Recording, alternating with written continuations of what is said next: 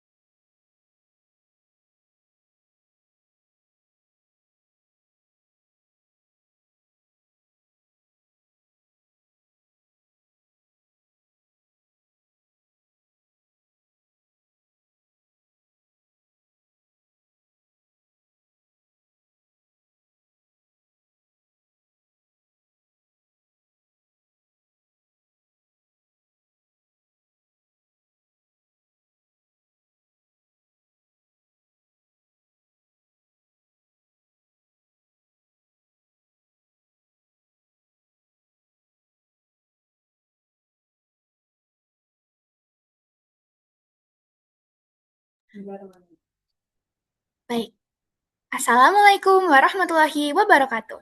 Selamat siang Bapak Ibu dan teman-teman semua. Selamat datang di webinar Day of AI Indonesia dengan tema AI dan berpikir kreatif. Sebelumnya perkenalkan, nama saya Sofia Mira Zulfikar yang akan mendampingi jalannya acara pada siang hari ini. Terima kasih kepada seluruh peserta yang telah hadir dan meluangkan waktu untuk mengikuti webinar hari ini.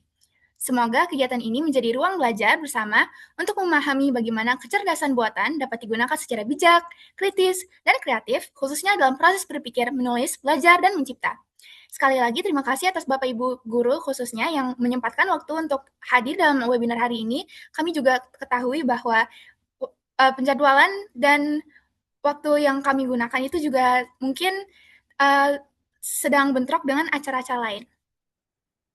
Sekali lagi, sebelum masuk ke rangkaian utama, izinkan kami menyampaikan apresiasi kepada pihak yang telah mendukung terselenggaranya kegiatan ini. Webinar ini terselenggara atas dukungan Kementerian Kebudayaan Republik Indonesia, dan kami menyampaikan terima kasih atas dukungan yang diberikan, sehingga kegiatan literasi AI, khususnya dalam konteks pendidikan, kebudayaan, dan kreativitas, dapat terus diperluas kepada masyarakat. Bapak dan Ibu sekalian, hari ini kita akan membahas satu tema yang semakin penting, yaitu bagaimana AI memengaruhi cara manusia berpikir kreatif.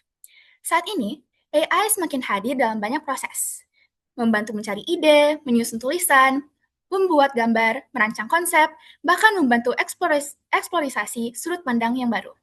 Namun, pertanyaan besarnya adalah, apakah AI hanya menjadi alat bantu atau dapat membuat manusia semakin bergantung pada jawaban instan? Lalu, bagaimana kita memastikan bahwa kreativitas tetap lahir dari rasa ingin tahu, pengalaman, kepekaan, dan kemampuan manusia untuk memberi makna? Itulah yang akan kita bahas dalam webinar ini, yaitu bagaimana menggunakan AI sebagai rekan berpikir tanpa kehilangan kedalaman berpikir kreatif manusia, khususnya dalam penulisan. Sebelum kita mulai, ada beberapa arahan teknis. Bapak dan Ibu dapat menuliskan pertanyaan melalui kolom chat selama acara berlangsung. Pertanyaan yang masuk akan kami kumpulkan dan kurasi untuk sesi diskusi interaktif. Kami juga mohon seluruh peserta untuk menjaga suasana diskusi tetap tertib dan kondusif. Jika tidak sedang berbicara, mohon mikrofon tetap dalam keadaan mute. Terkait e-sertifikat, nanti panitia akan membagikan tautannya melalui kolom chat. E-sertifikat ini bersifat opsional dan berbayar, sehingga tidak wajib diisi oleh seluruh peserta.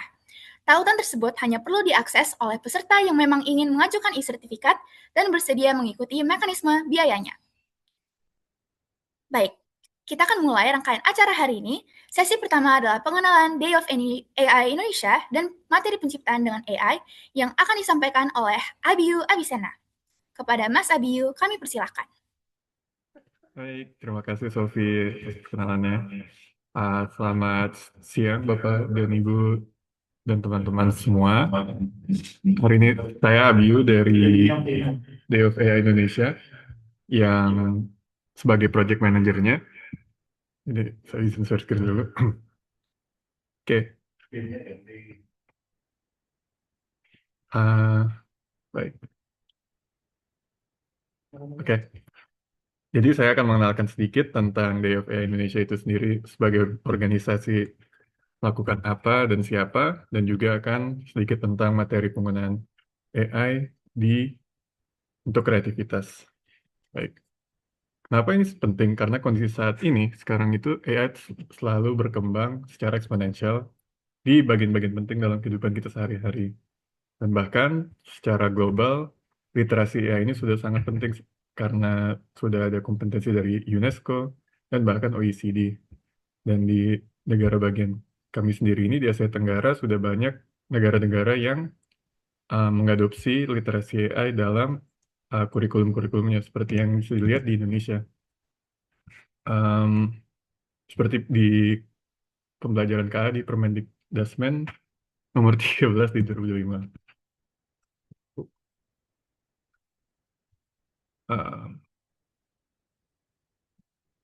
Oke.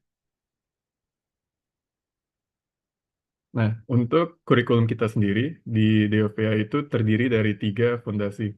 Pertama ada AI Literacy Foundations, lalu ada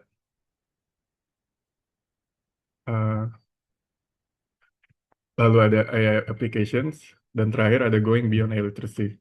Dan dapat dilihat untuk kurikulum kami itu sudah ditiring sesuai dengan age group yang diperlukan. Jadi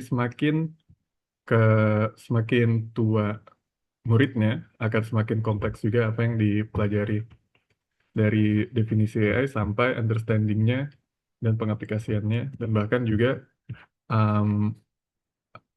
cara membuat dan melihat di balik layar bagaimana AI itu dibuat.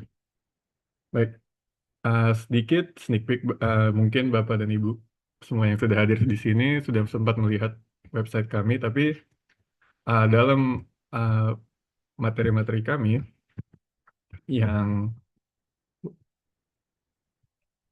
itu sudah terdapat panduan guru, lembar aktivitas untuk siswa, dan panduan untuk orang tua juga, yang bisa dilihat di website kami. Baik.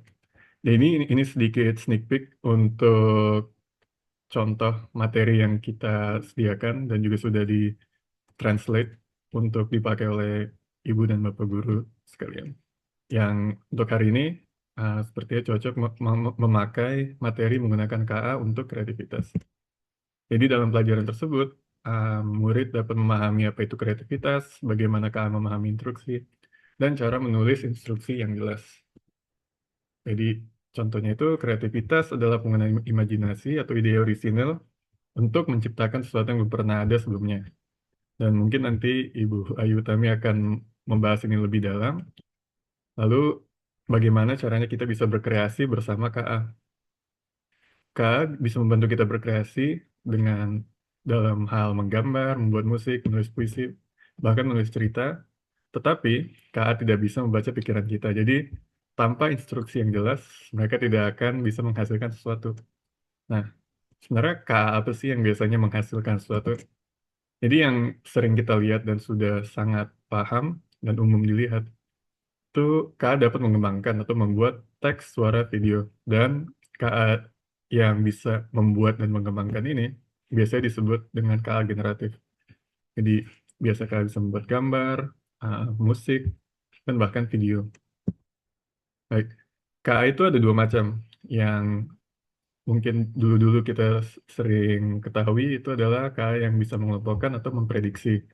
Jadi kalau kita memberikan sebuah gambar, KA-nya bisa tahu kayak, oh ini foto sebuah anjing. Dan yang sekarang kita lebih sering lihat, yaitu yang generatif, sehingga KA itu bisa menghasilkan sebuah gambar dari anjing itu.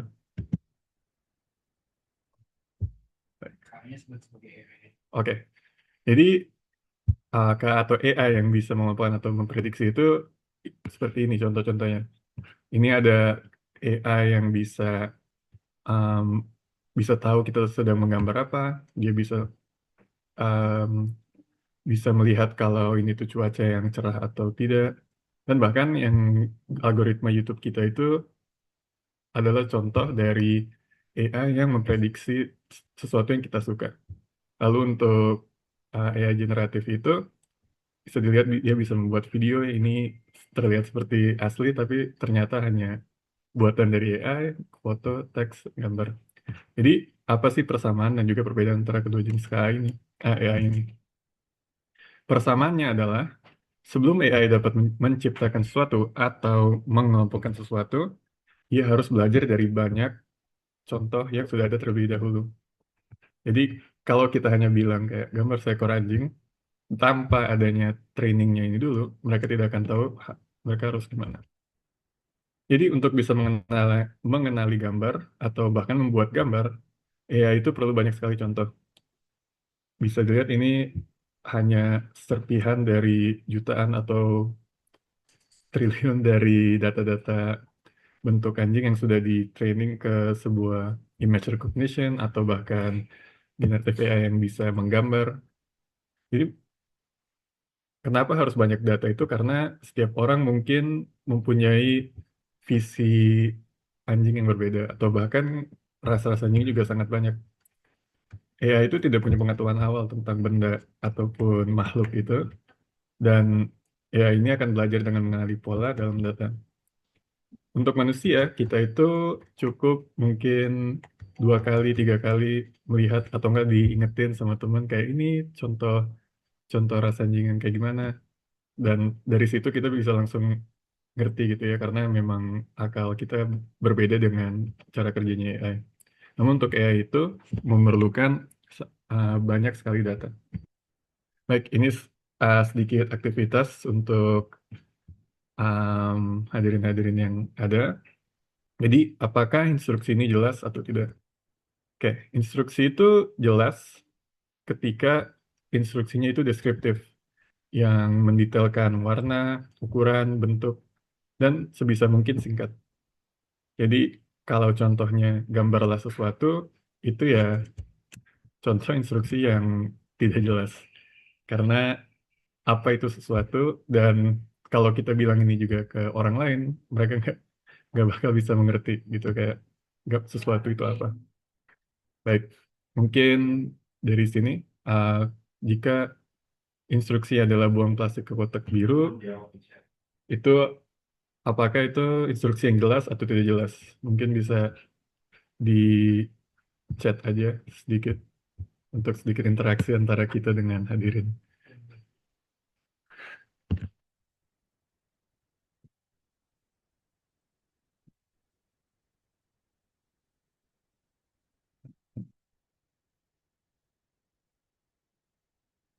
Baik. Ya, ini cukup mudah ya. Ini adalah bentuk dari instruksi yang jelas. Oke. Next, lukislah sesuatu itu instruksi yang jelas atau tidak.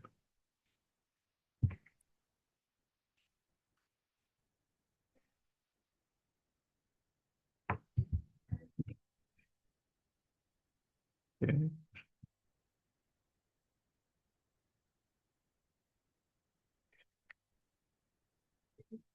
Ya, kurang jelas. Betul ya. Dan jawabannya benar, instruksi yang tidak jelas. Uh, Oke, satu lagi, gambar matahari besar di langit.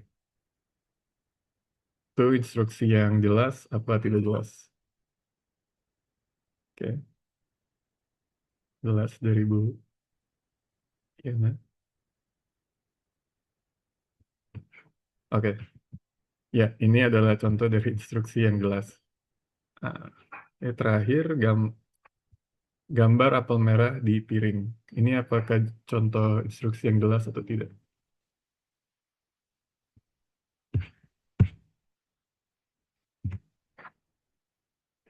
Oh, tidak.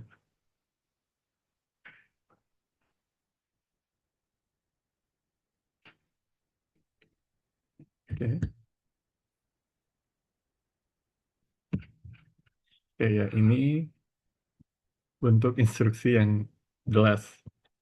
Ah, walaupun hasil apa mungkin image yang di sebelah kanan ini tidak menggambarkan instruksinya, tapi ini adalah contoh instruksi yang jelas. Mungkin nanti kita bisa diskusi sedikit kenapa hasilnya gambar tersebut. Baik, ah, ini putar lagu balonku. Ini adalah contoh dari instruksi yang jelas atau tidak?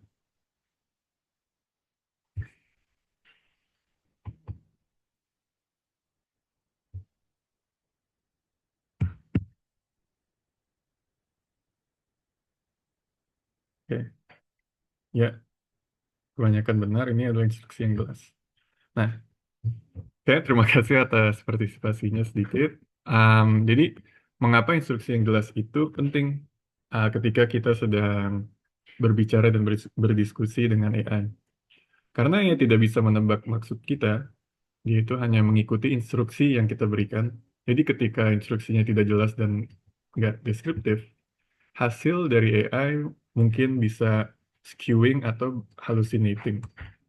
Dan pada akhirnya kita perlu berulang-ulang dan berdiskusi lebih banyak dengan AI sehingga um, hasil yang kita mau itu tercapai.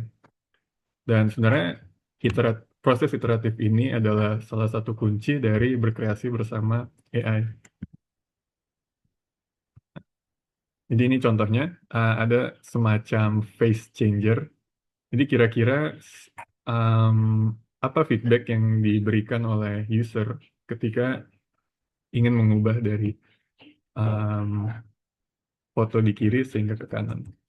Jadi bisa dilihat itu, ini ada semacam aplikasi menggunakan AI untuk face editing. Jadi ketika kita sedang berkreasi bersama AI, kita itu membentuk ide, mencoba lalu mengubahnya.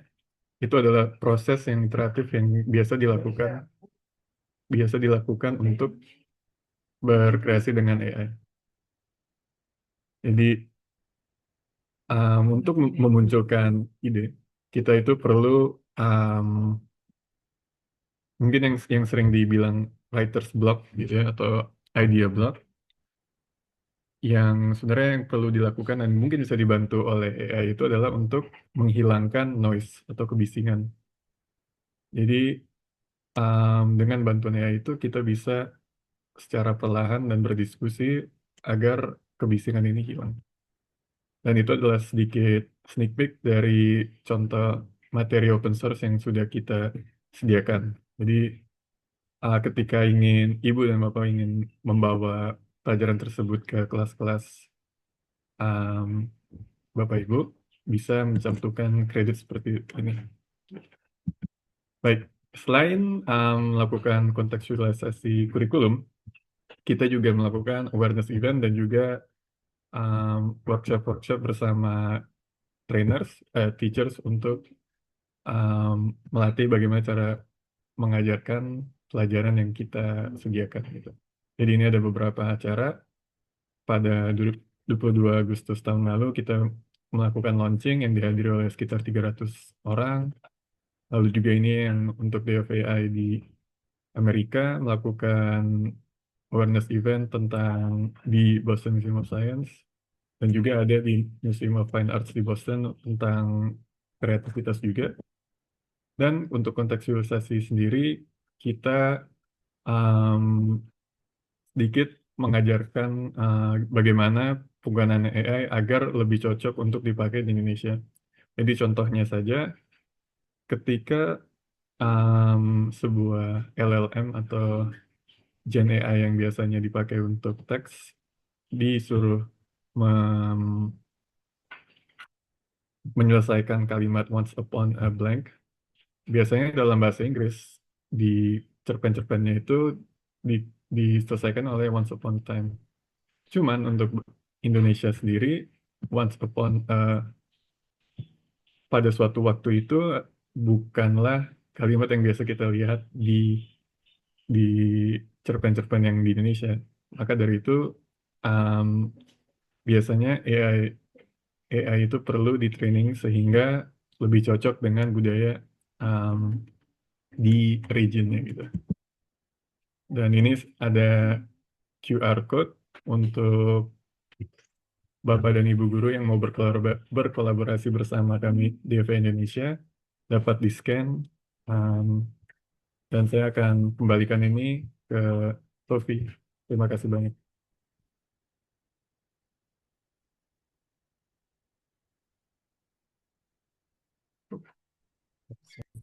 Baik, terima kasih banyak Mas Abi. Dari sesi tadi kita mendapatkan gambaran ya bahwa Day of AI Indonesia hadir bukan hanya untuk memperkenalkan teknologi AI, tetapi juga untuk membantu guru, pelajar, dan masyarakat memahami AI secara kritis, kreatif, dan bertanggung jawab. Kita juga melihat bahwa AI dapat membantu proses penciptaan mulai dari teks, gambar, suara, hingga ide awal. Tetapi yang penting untuk diingat, AI menghasilkan kemungkinan, sementara manusia tetap memberi arah, konteks, nilai, dan penilaiannya. Karena itu, selanjutnya kita akan masuk ke sesi utama bersama narasumber kita hari ini, yaitu Ayu Tami. Bapak dan Ibu sekalian, sekarang kita masuk ke sesi utama bersama Ayu Tami, dan izinkan saya untuk dengan bangga memperkenalkan beliau. Beliau adalah seorang penulis Indonesia yang karyanya banyak dikenal karena keberanian, gagasan, kekuatan bahasa, serta kepekaan dalam membaca masyarakat, budaya, dan kehidupan manusia. Mbak Ayu Tama, izinkan saya ulangi. Mbak Ayu Tami ini adalah jurnalis, novelis, dan aktivis terkemuka asal Indonesia. Mbak Ayu Tami ini kita kenal melejit lewat novel debut legendarisnya yang berjudul Saman 1998. Karya tersebut berani mendobrak norma sosial, politik, dan agama yang konservatif, dan ia dikenal luas karena menyuarakan kesetaraan gender secara progresif. Dan dalam konteks webinar hari ini, perspektif seorang penulis menjadi sangat penting.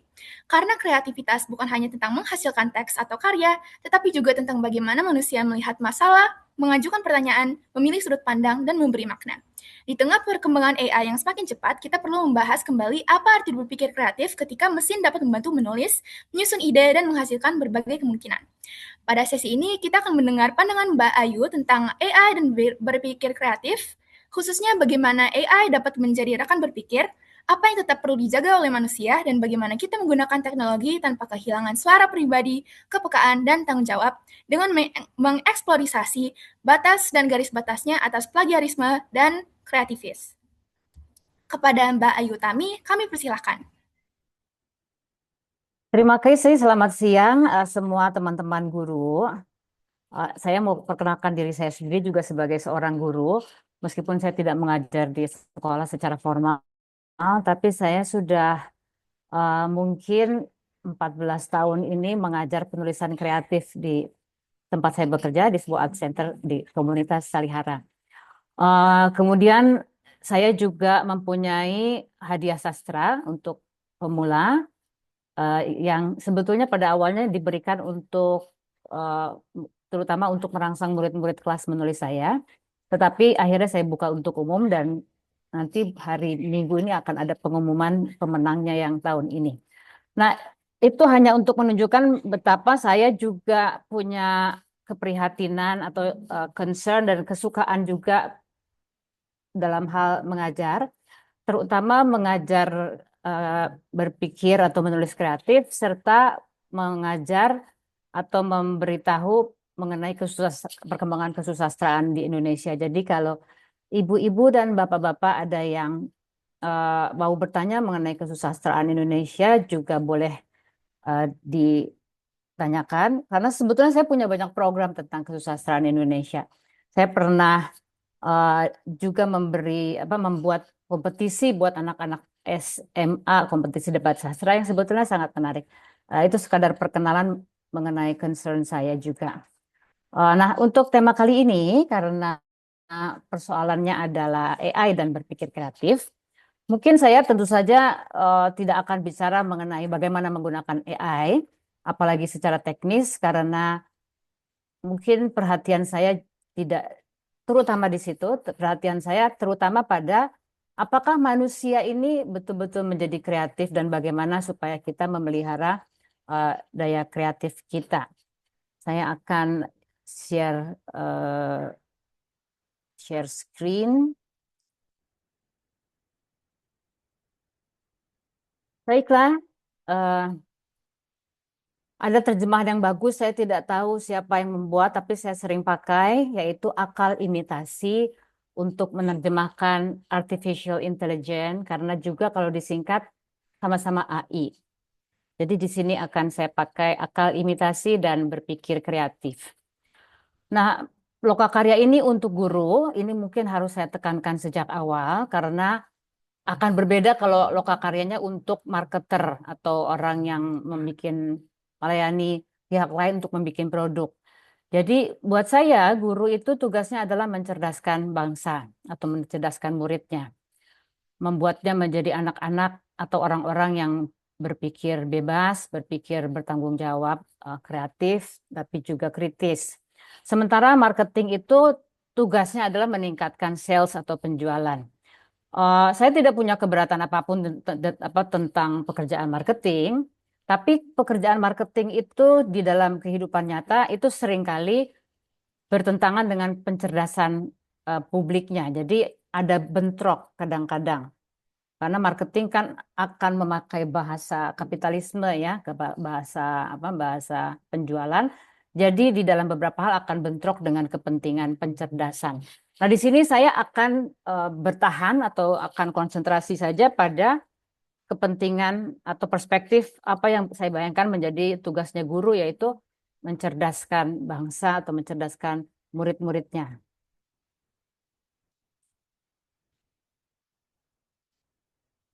Sorry, tadi saya akan membagi presentasi saya menjadi dua bagian, yaitu yang pertama adalah renungan filosofis, dan yang kedua adalah sharing dari saya mengenai kelas menulis yang biasa saya ampu.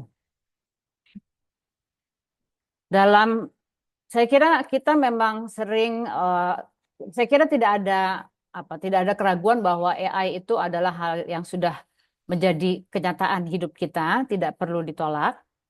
Tapi kita perlu, selain kita perlu menguasai teknik-tekniknya, ya, bagaimana membuat prompt, membuat perintah yang jelas, itu sebetulnya dalam praktek nanti kalau salah kita langsung bisa tahu, oh prompt kita salah, jadi kita bisa memperbaikinya secara langsung. Nah, tapi selain kemampuan-kemampuan teknis itu, kita perlu juga untuk mengambil jarak untuk melakukan renungan, ya, renungan filosofis. Nah, di sini saya ingin menawarkan kita merenungkan kembali tentang dua pertanyaan ini. Apa itu akal imitasi atau artificial intelligence? Dan apa itu berpikir kreatif atau sesuatu yang berhubungan dengan kreativitas? Saya ingin mengajak, ya, kita sebetulnya bisa berangkat dari manapun, tapi saya ingin juga berangkat dari melihat ada dua pemikir yang mungkin kita bisa kita bisa ikuti belakangan ini bisa diikuti di YouTube juga kalau saudara-saudara tidak punya waktu untuk membaca bukunya karena bukunya besar dan yang beberapa hal memang juga sangat teknis juga.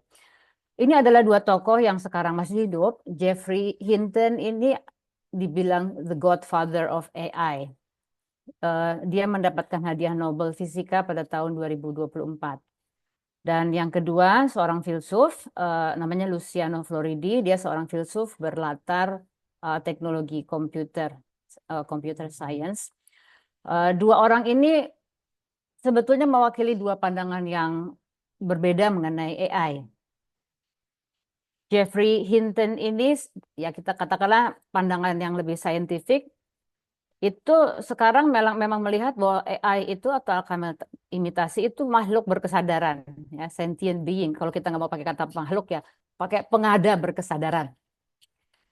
Jadi Jeffrey Hinton ini melihat bahwa si AI ini punya kesadaran, ya, dia yang membuat teknologi machine learning yang memungkinkan. Dan Jeffrey Hinton sampai pada taraf percaya bahwa AI ini sentient, punya kesadaran.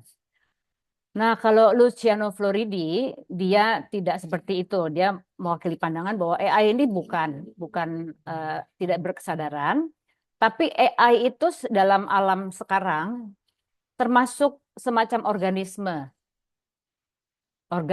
informasi. Jadi kalau Luciano Floridi ini kan melihat dunia kita ini hidup sekarang di dalam suatu infosfer, bukan cuma biosfer atau atmosfer, tapi kita berada dalam infosfer.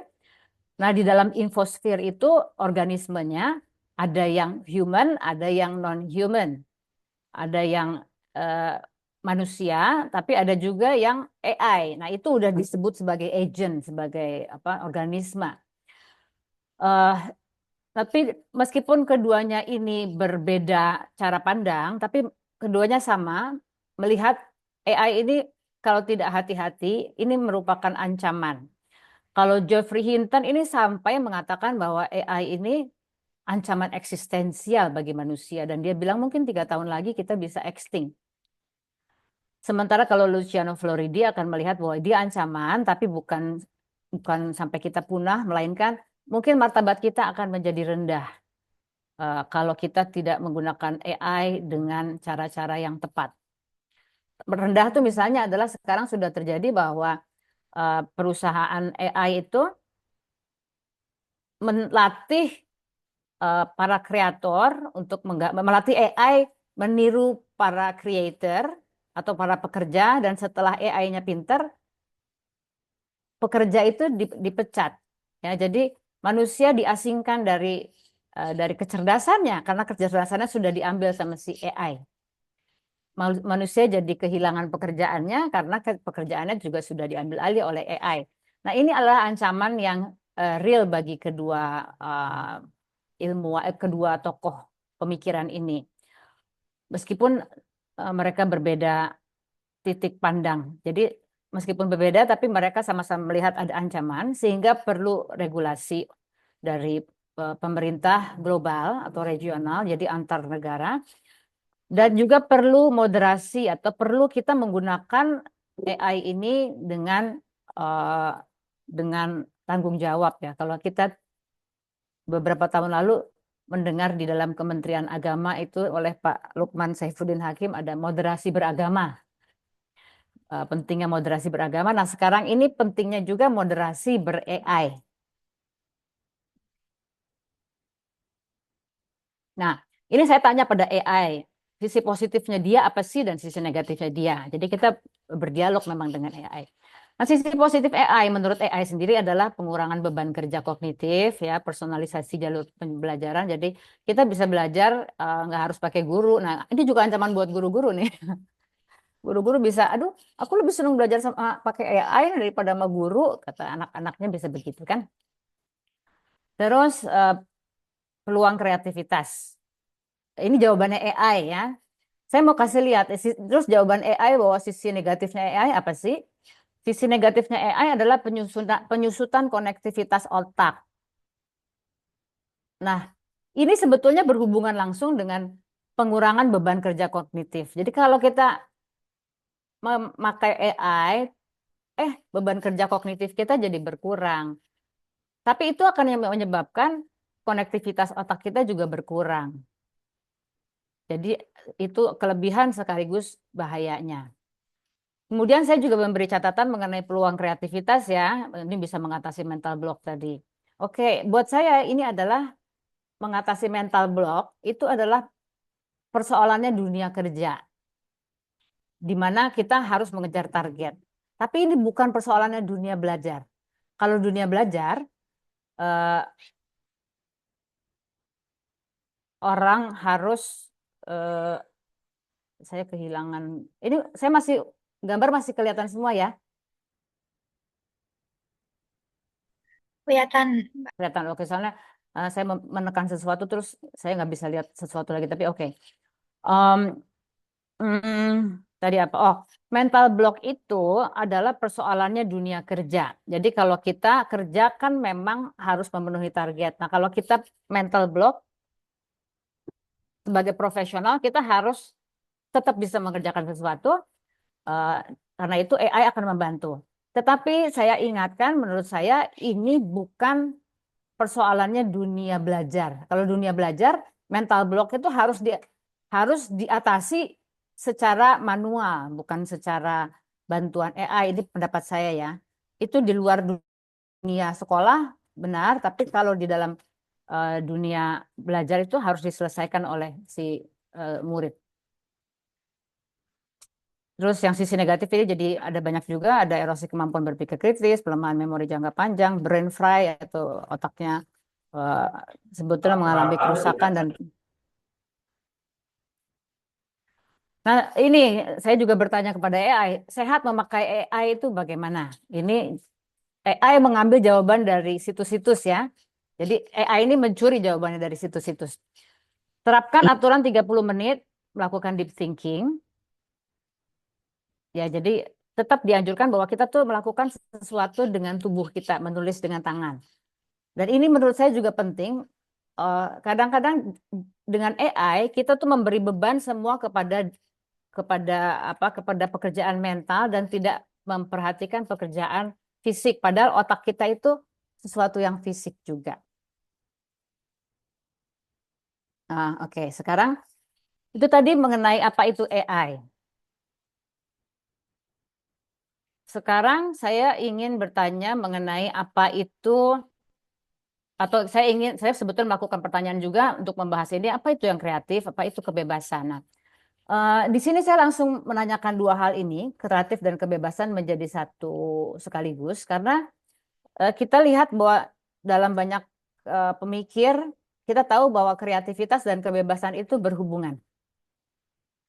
Nah, memang saya selalu gini, ketika mempertanyakan sesuatu, saya mencoba melihat juga sebetulnya para leluhur kita itu membicarakan hal itu enggak sih? Sekarang kata kreativitas itu penting, tapi sebetulnya kata kreativitas tidak banyak dipikirkan atau belum banyak dipikirkan oleh para pendiri bangsa kita. Ya, kita kalau mau cari tentang kreativitas di tulisannya Kartini, Soekarno, Ki Hajar Dewantara itu enggak terlalu banyak. Tetapi mereka memikirkan kebebasan, emansipasi, dan kemerdekaan. Nah, tapi kalau kita membaca pemikiran dan tulisan para seniman dan kritikus sastra, ya pelukis, sastrawan, kita akan menemukan banyak tulisan mengenai atau banyak buah pikiran mengenai hubungan antara kreativitas dan kebebasan. Ya, kalau kita baca Sujoyono, Chairil Anwar, Sujatmoko, dan lain-lain, kita akan menemukan bahwa para leluhur kita, terutama di dunia seni, berpikir mengenai hubungan kreativitas dan kebebasan. Nah, saya juga dalam bertanya gini suka juga melihat, oh di luar sana orang berpendapat seperti apa, atau di zaman dulu orang berpendapat seperti apa sih yang masih berlanjut. Nah, jadi saya uh, ingin menawarkan nanti seorang pemikir, tapi saya tidak akan menggunakan definisi kreatif dari dunia ekonomi kreatif atau industri kreatif ya. Kenapa? Karena penekanannya pada nilai ekonominya. Jadi prioritasnya pada kapital, bukan kepada bagaimana ini adalah keunggulan atau modal sosial kita. Jadi Sekali lagi, saya tidak bicara untuk hal marketing dan saya tidak bicara mengenai ekonomi kreatif. Nah, saya ingin mengajak sedikit aja ini mengenal dua orang pemikir yang sejaman, yaitu dari 150 tahun yang lalu. Ada seorang pemikir Rusia, ini buat saya menarik karena Rusia itu menempatkan dirinya bukan Barat, jadi agak cocok sama Indonesia. Dia merasa dirinya Timur. Ini seumuran sama Kartini, namanya Nikolai Berdyaev. Kita boleh memakai juga gagasannya untuk memahami apa sih kreatif dan kebebasan itu. Kita lihat bahwa Kartini bicara mengenai kebebasan, ya. Bahkan dia bilang kalau kita baca surat pertamanya itu sebelum mengenal kata emansipasi dia sudah menginginkan kebebasan. Jadi kebebasan itu sesuatu yang penting. Sementara dalam kesenian dia menghidupi praktek kesenian bangsa Jawa. Dia yang mempromosikan ukiran Jepara. Itu sekarang sedang ada pameran. Kalau saudara-saudara yang ada di Jakarta silakan datang ke Museum Nasional, sedang ada pameran ukiran Jepara dan ada bagian seksi Kartini. Nah, sementara itu dari sejamannya si tokoh Rusia Nikolai Berdyaev ini menghubungkan tindakan kreatif dengan kebebasan. Ini agak sedikit kompleks, tapi saya tidak ingin menjelaskannya. Tapi kira-kira yang dia mau katakan dan saya ingin lanjutkan adalah bahwa yang kreatif itu adalah tindakan manusia, bukan produk. Nah, dalam dalam penggunaan AI, kita sering lupa, kita hanya berpikir bahwa kreatif itu menciptakan dari yang tidak ada terus jadi ada, dan itu adalah produknya. Sebetulnya kan itu juga tidak benar ya, karena AI itu tidak pernah menciptakan dari tidak ada. AI itu selalu mencuri dari apa-apa yang diberikan kepada mereka, data-data yang ada di jaringan sana. Jadi AI tidak pernah menciptakan dari tidak ada, tapi dia hanya memodulasi atau mengulangi. Dia lebih seperti suatu produksi random ketimbang suatu kreativitas. Nah, tapi yang saya mau tekankan di sini betul-betul adalah yang kreatif itu adalah tindakan manusia, bukan hasilnya. Hasilnya boleh apapun, tapi kegiatan bertindaknya itulah yang kita akan ingat bahwa yang kreatif itu ada di situ. Jadi kebebasan dan kreativitas adalah tindakan, bukan produk. Nah, sekarang seperti kita tahu bahwa kita tidak mungkin menolak AI. Kita tidak mungkin hidup tanpa menerima kehadiran AI. Itu nggak mungkin sama sekali karena AI akan berguna dalam macam-macam, dalam segala macam dia bermanfaat. Cuma kita harus harus kritis juga. Nah, sekarang saya kira kita boleh sekali lagi ini untuk guru-guru ya, bukan untuk marketing. Kalau marketing ya boleh pakai AI untuk mempercepat pekerjaan karena semuanya pakai. Nah, untuk guru-guru dan untuk orang yang mengembalikan manusia sebagai manusia, misalnya psikolog segala, pertanyaan pentingnya adalah apakah AI itu membuat kita bertindak? Kalau saya, memang ukurannya di situ. Kalau AI itu membuat kita tidak bertindak, maka kita jangan pakai di sekolah. Sekali lagi kalau di dunia kerja itu lain perkara. Saya mau mengusulkan bahwa kita tuh pakai filosofi karaoke, filosofi sport atau filosofi jazz. Filosofi karaoke itu adalah ya kita karaoke kita mau nyanyi, kita nggak mau digantiin nama AI. Karena kita meskipun suara kita jelek kita mau nyanyi. Olahraga juga gitu. Meskipun kita ini bukan atlet, tapi kalau kita mau ikut half marathon atau maraton, ya udah kita yang ikut, bukan AI yang ikut. Begitu juga jazz. Jazz itu adalah musik yang sesungguhnya menarik karena si pemainnya itu berimprovisasi seketika pada tempat itu. Ya, jadi ini buat saya adalah prinsip menggunakan AI di sekolah atau dalam memanusiakan manusia, yaitu apakah AI membuat kita bertindak. Kalau kita jadi tidak bertindak, jangan dipakai. Nah, saya mau kasih dua contoh bagaimana dua seniman, satu musisi, satu sastrawan itu menggunakan AI dalam berkarya ya. Ini yang pertama adalah Sri Hanuraga, dia musisi jazz yang sangat bagus. Nah, dia itu bereksperimen dengan AI. Metodenya sangat kompleks. Saya sulit menceritakannya, tapi kira-kira begini. Eh, dia tuh bisa membuat musik. Misalnya dia dikasih tugas untuk membuat musik mengenai subak di Bali. Ya.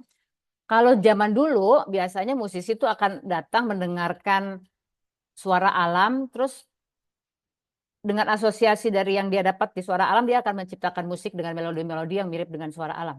Nah, yang dilakukan Sri Hanuraga ini enggak. Dia misalnya salah satunya adalah dia bisa memakai peta topografi air, atau dia memakai hasil airnya di riset atau di dikodifikasi ada kandungan apa aja gitu, dan nanti mereka menciptakan AI sendiri, bukan AI yang tersedia umum, tapi AI itu akan mentransfer data-data mengenai topografi atau mengenai kadar air menjadi suatu spektrum musik. Nah, dari spektrum musik ini misalnya spektrumnya di nada-nada apa aja gitu. Terus bisa juga terus misalnya dia pakai bunyi-bunyian, terus AI suruh mentransfernya menjadi ritme. Jadi itu adalah suatu grammar baru atau batasan baru yang disitulah dia harus menciptakan musik di atasnya. Jadi Sri Hanuraga ini akan bereaksi terhadap apa yang dibuat AI. Nah, jadi eh, justru dia mendapatkan tantangan yang luar biasa dari AI. Misalnya sebelumnya jarak permainan tangan seorang pianis tuh natural gitu ya, jaraknya yang tercapai misalnya nada ini dengan jarak banata. Dengan AI itu si pianis bisa ditantang untuk memainkan sesuatu yang tidak natural. Yang saya mau katakan di sini, AI itu bukan untuk mempermudah, malah meningkatkan tantangan. Jadi ini sangat berbeda dengan pandangan yang biasanya kita terima bahwa AI itu untuk mempermudah. Tentu saja AI untuk mempermudah hidup. Tapi apakah dalam seni itu untuk mempermudah? Kalau AI mempermudah itu sebetulnya kita bukan bukan seni dan bukan kreativitas lagi. Itu adalah satu sistem produksi dalam ekonomi. Jadi AI bukan untuk mempermudah, melainkan meningkatkan tantangan. Jadi dia membuat senimannya makin virtuoso, otaknya makin lincah. Itu Sri Hanuraga. Yang kedua, ini juga pernah jadi Martin Suryajaya, seorang sastrawan, dia pernah menjadi, saya kira di apa kabinet lalu dia menjadi tangan kanan stafnya Pak Hilmar Farid. Dia juga bereksperimen dengan AI, menulis buku air sebagai mesin. Nah, bukunya tentu saja tidak mudah. Tapi kira-kira sama dengan Sri Hanuraga, sebetulnya yang dia lakukan dengan AI, dia menggarap kembali puisi-puisi Khairil. Dia tidak mau mengklaim bahwa oh saya bisa bikin puisi dengan AI, enggak. Tapi yang dia melakukan adalah justru meta di atas itu. Dia mengkritik pandangan tentang kesusastraan yang konvensional. Kesusastraan yang konvensional itu apa sih? Ya itu urusan lagi, nanti kalau ada yang mau tanya silakan. Tapi yang saya mau katakan, AI ini sekali lagi bukan untuk membantu bikin puisi, tetapi mengkritik seluruh gagasan yang dia anggap atau seorang sastrawan menganggap udah konvensional mengenai puisi. Jadi dia justru memberi tantangan lebih dari yang sudah dilakukan. Sekali lagi, AI ini dipakai untuk lebih, bukan untuk membantu, memudahkan. Jadi sekali lagi, AI bukan alat bantu untuk mempermudah, melainkan meningkatkan kesulitan. Ini kita lihat dalam tindakan kreatifnya Sri Hanuraga dan Martin Suryajaya.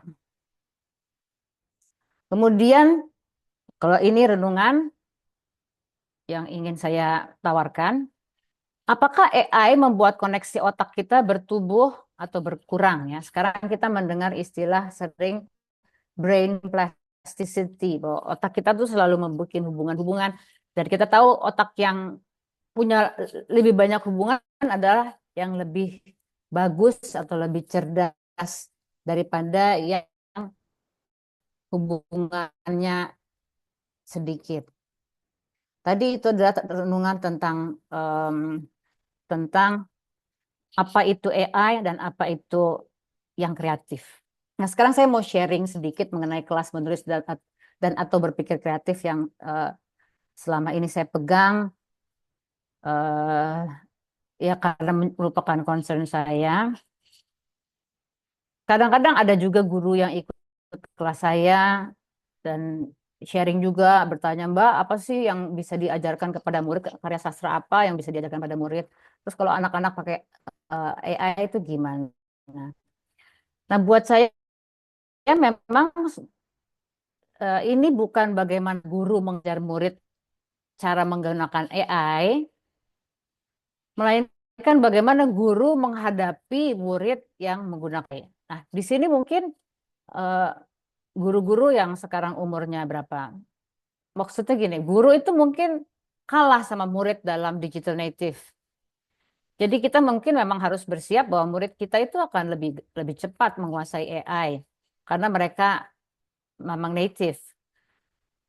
Dan kita nggak perlu minder sebagai orang yang lebih tua atau orang yang tidak native dalam digital karena guru tetap dibutuhkan. Cuma gurunya apa sebagai guru kita tinggal melihat bahwa ya ini alat-alat yang memudahkan, kita harus berhadapan dengan bahwa anak-anak sekarang kalau bikin tugas bisa pakai AI. Nah, bagaimana mengatasi itu? Kan kita nggak bisa apa namanya? Ya, kadang-kadang mereka pakai AI. Karena itu yang dinilai buat saya akhirnya bukan tulisan akhir. Nah, ini saya mau sharing ini gambar ini dari kelas saya tahun berapa nih, 2. Saya biasanya membuat kelas itu menjadi lebih menyenangkan di luar dengan alat-alat permainan. Ini saya mengajar pakai tarot. Mengajar penulisan kreatif memakai tarot untuk mengajak mereka bisa berfantasi secara lebih sharing ya. Kalau fantasinya liar nanti nggak ada sesuatu yang menyatukan di kelas. Jadi apa yang bisa kita pakai, apapun bisa dipakai. Dalam hal ini antara lain saya pakai tarot. Tapi buat saya proses itu lebih penting daripada hasil. Sebagian anak atau bukan anak sih karena murid saya kan ada yang tua juga. Tapi sebagian murid lah katakan orang yang baru belajar itu selalu pengen cepet-cepet bahwa mereka tuh menghasilkan sesuatu yang bagus. Dan kalau guru juga hanya mengandalkan menilai hasil, itu dia bisa ditipu karena kan sekarang bisa pakai AI. Meskipun ada alat yang bisa mendeteksi AI, itu ada banyak masalah yang sekarang mulai ketahuan. Jadi uh, buat saya proses itu penting. Nah, proses ini harus bisa dilihat karena itu proses di kelas itu menjadi penting daripada cuma hasil tulisan yang dihasilkan atau hasil karya yang dihasilkan. Terus di sini mungkin juga daripada kita membuat suatu karya individual, lebih baik kita membuat karya kelompok untuk latihan karena prosesnya itu kelihatan objektif, bukan suatu. Kalau menulis aja kan kadang-kadang prosesnya betul-betul mental aja dan tidak bisa dilihat oleh orang luar. Nah, untuk mengurangi, untuk lebih menimbulkan suatu proses yang bisa terukur, terlihat, sebetulnya kerja kelompok itu bagus. Terus di dalam kelas buat saya, murid itu perlu mengalami beberapa hal yang akan dialami dalam kehidupan. Dan mereka harus ngerti itu bahwa uh, segala persoalan yang kita sampaikan di kelas ini bukan hanya akan dialami di kelas. Jadi kalaupun mereka tidak bisa menyelesaikannya dengan baik sekarang, mereka tahu bahwa hal ini akan dialami nanti di luar. Kalian udah kenal ada model-model persoalan apa. Jadi kita hanya simulasi menghadapi persoalan. Terus yang ketiga, otak itu sama dengan otot. Ini juga sederhana kata-katanya gitu. Tapi sebenarnya banyak orang lupa, selalu mengira bahwa berpikir itu adalah pekerjaan mental dan pekerjaan mental itu tidak ada di tubuh. Padahal otot kita itu sesuatu yang fisikal juga, yang kalau dilatih dia akan menjadi kuat seperti otot. Kalau tidak dilatih dia akan seperti otot akan menyusut. Nah, jadi sebenarnya latihan-latihan itu perlu untuk siapapun siap melakukan karya besar seperti olahraga, ada latihan-latihan kecil untuk harus dilakukan tiap hari atau secara rutin untuk mempersiapkan orang dalam pertandingan. Nah, saya mau masuk satu persatu yang saya bisa sharingkan. Proses lebih penting daripada hasil. Sekali lagi, karena murid bisa diam-diam menggunakan AI untuk membuat PR dan guru tidak bisa menilainya. Karena kan ya gimana nilainya AI kok kalau hanya proses sendiri ya. Karena itu kita tidak bisa mengutamakan hasil akhir. Atau misalnya hanya karya tulis atau karya gambar yang dilakukan murid sebagai PR. Terus yang kedua tadi, agar proses bisa terlihat dan terukur, perbanyaklah kerja atau diskusi kelompok di kelas. Ini saya lakukan juga di kelas, juga termasuk kerja kreatif. Kemudian agar murid terlibat dalam proses, hubungkanlah pengalaman pribadi murid dengan isu yang dibahas. Ini bisa diterjemahkan ke dalam banyak proyek. Misalnya ini salah satu contoh yang juga pernah saya lakukan tidak hanya di kelas tapi juga di dalam satu festival, yaitu menulis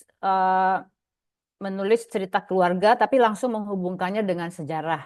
Waktu itu saya punya festival sastra dan ada satu proyek di mana kami mempertemukan 6 penulis keturunan Indonesia dari Belanda dengan 6 penulis dari Indonesia. Mereka disuruh uh, apa apa di dalam satu seminar, bukan satu retreat gitu, mereka berbincang-bincang satu sama lain dan mereka menuliskan cerita mereka yang langsung dihubungkan dengan sejarah kedua bangsa ini.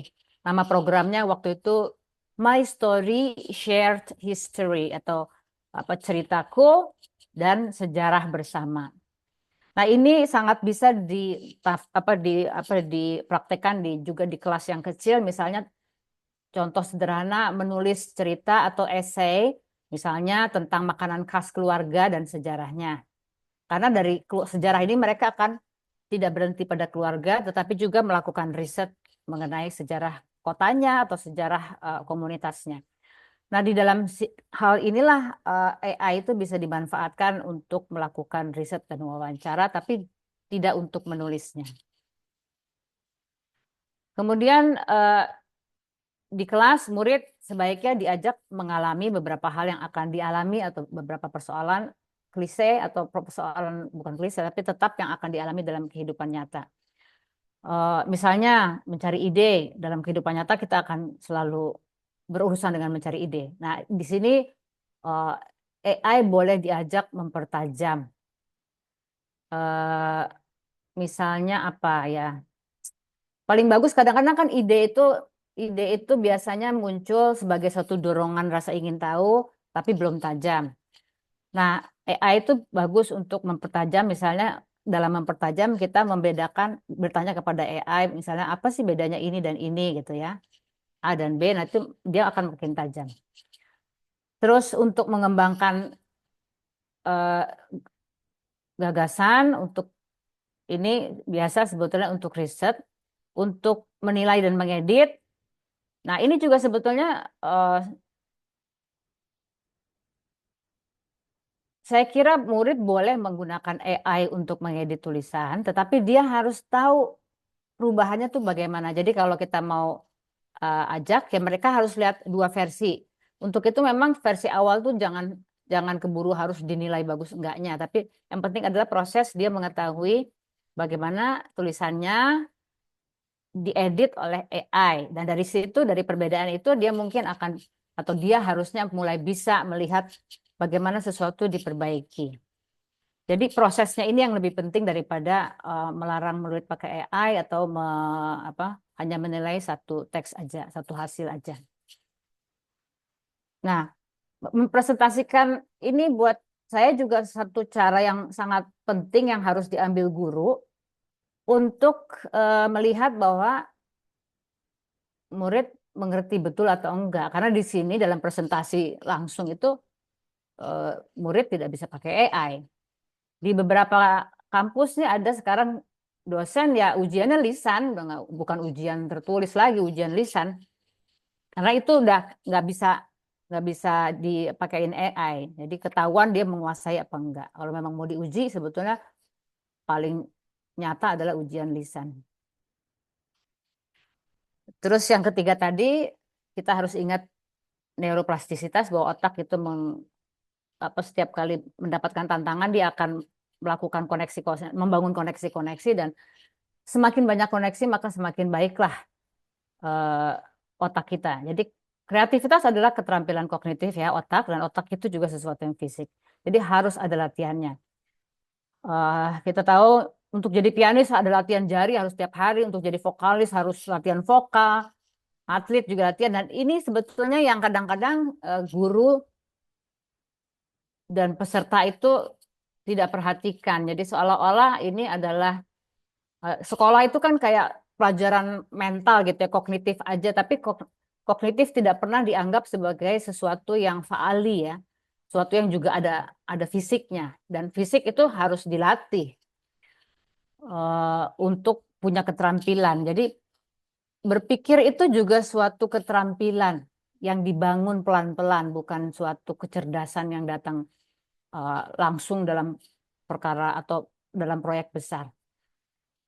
Jadi latihan kecil itu perlu dilakukan, dan di sini tidak boleh dinilai, karena kalau orang dinilai nanti dia takut. Di sini justru guru harus selalu mengingatkan ini bukan buat dinilai, tapi untuk kita ya seperti latihan-latihan kecil aja. Kalau perlu dengan bermain.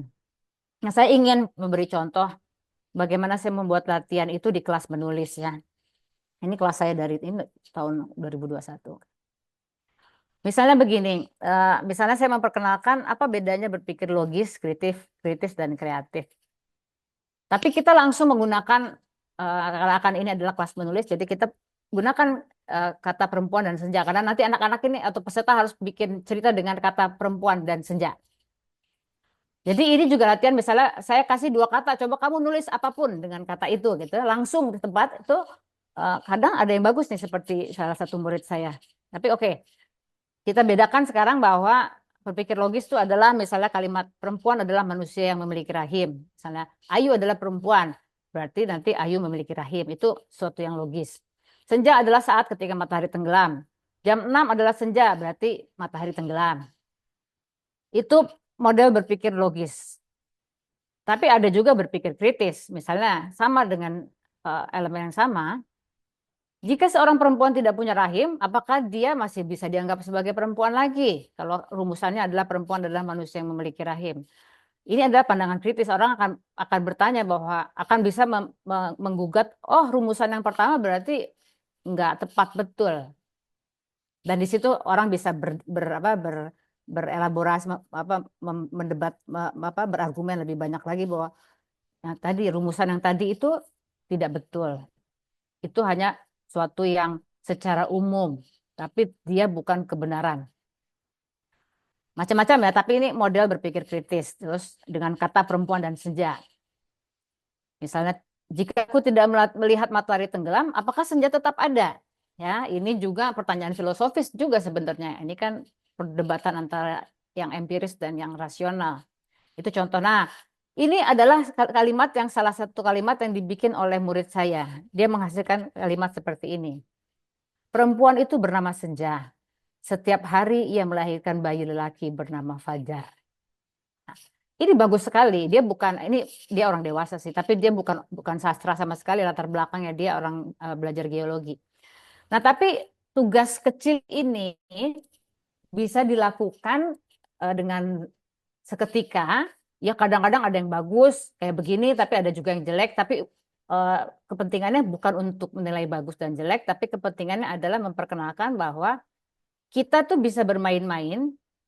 Sebetulnya bermain-main dengan kalimat, berfantasi, tidak harus dengan proyek besar, tapi satu kalimat-kalimat yang sederhana. Dan itu kalau dilatih akan membangun keterampilan dan kepekaan kita untuk membuat suatu karya yang besar. Jadi latihan-latihan gini adalah seperti latihan vokal atau latihan jari bagi musisi. Terus, nah ini juga misalnya salah satu contoh juga misalnya AI juga nanti kan sebetulnya berpikir alternatif ya. Ini sebelum pakai AI juga saya dari dulu udah melatih misalnya kita tuh harus punya fleksibilitas dalam dalam berkreasi, dalam kreativitas. Dalam seni itu harus ada fleksibilitas. Sebuah bentuk yang kita anggap bagus itu kalau kita masih bisa carikan alternatifnya. Nah, alternatifnya itu apakah lebih bagus atau enggak, itu kita bisa bicarakan belakang, tapi selalu sebetulnya dalam seni dan kreativitas, it's about alternative. Jadi ada alternatif dan kita bisa bermain-main di situ. Misalnya ini, ada satu ini juga yang bagus ya, saya bilangnya bikin cerita mini. Cerita mini itu cuma 2 kalimat aja. Ini ada satu murid kelas saya yang bikin juga bagus. Kemarin Jejaka itu pergi ke laut sebagai manusia. Hari ini ia pulang sebagai ombak. Ya, sangat imajinatif, kita bisa membayangkan bahwa oh anak ini mati. Ya. Meninggal nih si anak Jejaka itu, dia pulang sebagai ombak. Sedih. Oke, ini bagus sekali. Tapi kita boleh bisa mengatakan bahwa ini bagus banget, tapi masih coba kita bikin kalimatnya lebih efisien atau lebih efeknya lebih intens.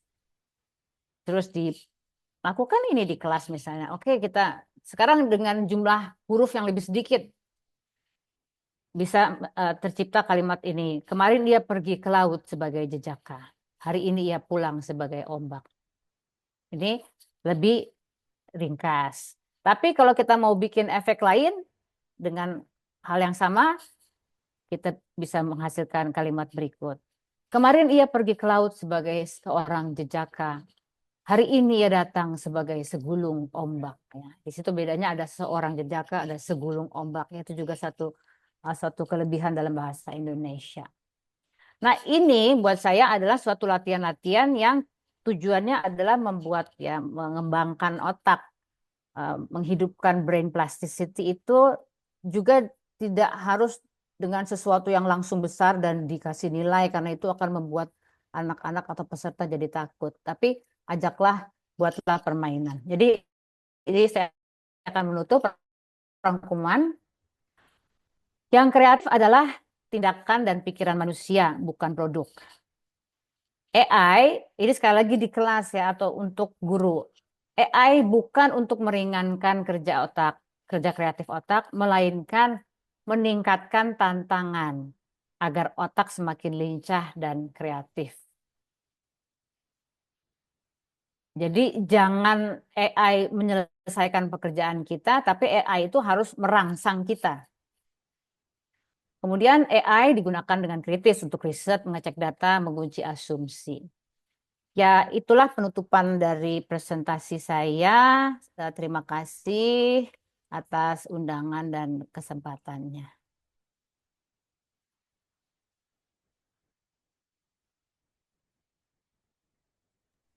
Baik, terima kasih banyak Mbak Ayu atas pemaparan yang sangat reflektif tadi.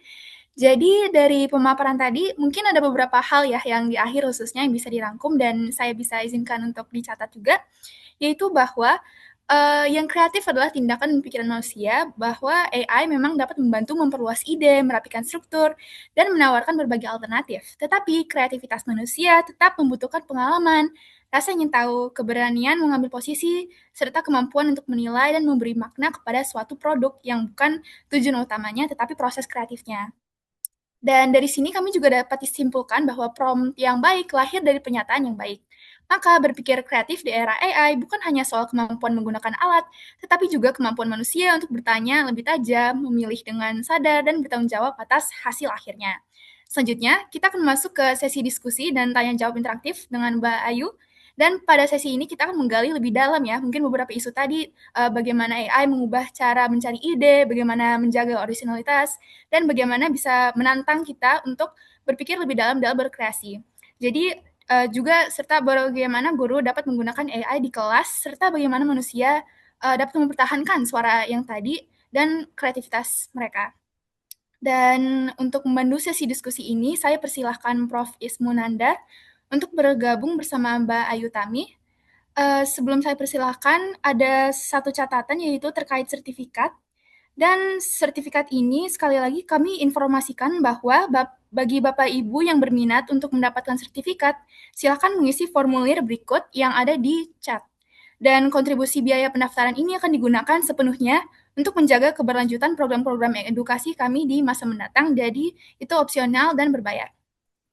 Baik, tanpa hal lain, mungkin kita bisa lanjut ke sesi diskusi tanya-jawab interaktif, dan kepada Prof. Ismu Nandar, kami persilahkan. Terima kasih Sofi, makasih Mbak Ayu ya, bukan main ya. Saya belajar banyak dan banyak istilahnya itu disamrikan dengan kata-kata yang ringkas yang baik sekali ya. Jadi tadi misalnya saya itu masih agak ragu selalu mengatakan bahwa ya Mbak Ayu mengatakan dengan cukup lantang tadi bahwa otak kita itu sama juga dengan otot gitu ya. Dan memang ya, saya baca-baca, saya bukan ahli neurologi ya, tapi memang penelitian-penelitian terbaru bahwa ya kita belajar tuh ada koneksi-koneksi baru, ada akhirnya network baru di otak kita dan sebagainya. Bapak Ibu silakan loh, kalau mau nanya langsung nih, langsung dengan Mbak Ayu, silakan raise hand. Tapi sebelum ada yang ingin ini boleh juga saya sambil anikan ya. Jadi ingin saya menyatakan Mbak Ayu tadi itu yang pertama ada dua hal lah yang paling saya itu catat dari presentasi Mbak Ayu. Yang pertama kalau Mbak Ayu tadi kalau bisa malah jangan serahkan kerjaan kita dalam tanda petik ya kepada AI. Tapi ada juga yang menyatakan kalau kerjaan-kerjaan yang sifatnya malah kemarin tuh saya baca buku yang ringkasnya tuh fluff ya. Formatting, layout, undercover, kemudian filing, satu lagi apalah F-nya satu lagi. Jadi kerjaan-kerjaan rutin yang ya memang nggak nilai kreativitasnya barangkali kalau untuk Mbak Ayu ya, atau nilai kognitifnya nggak terlalu tinggi, ya udah biarin aja lah kita mikir sesuatu yang lebih kreatif. Nah itu menurut Mbak Ayu gimana itu kalau yang itu? Terus pertanyaan kedua sambil nunggu Bapak Ibu nih yang mau langsung bertanya ke Mbak Ayu adalah tadi ya saya tergugah sekali dengan Mbak Ayu mengatakan AI itu gunakan untuk justru melatih kita ya, menantang kita untuk kayak yang dicontohkan Nujes tadi dan Martin gitu ya. AI itu digunakan untuk justru jangan sesuatu yang gampang, justru sesuatu yang susah ya untuk berteman brainstorm atau berteman hal-hal explore yang berbeda.